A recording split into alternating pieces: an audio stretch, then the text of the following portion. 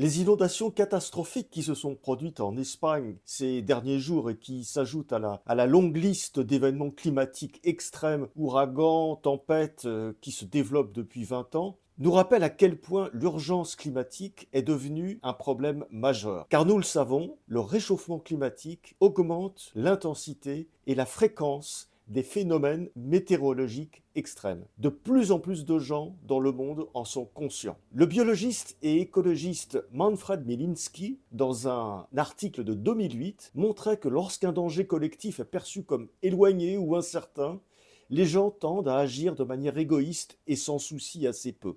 En revanche, lorsque le seuil du danger se rapproche et devient plus tangible, les individus sont davantage incités à coopérer pour trouver des solutions, car les conséquences négatives deviennent alors plus évidentes et immédiates. Nous sommes donc peut-être à l'aube d'une prise de conscience mondiale et de la mise en place de moyens vraiment importants et efficaces dévolus à la lutte contre le réchauffement climatique et à la sauvegarde de la biodiversité. Sauf qu'au même moment, c'est la tentation de la guerre qui saisit l'humanité. Partout, des bruits de bottes, en Europe, au Moyen-Orient, en Asie, et les sommes allouées au développement des armements n'ont jamais été aussi considérables.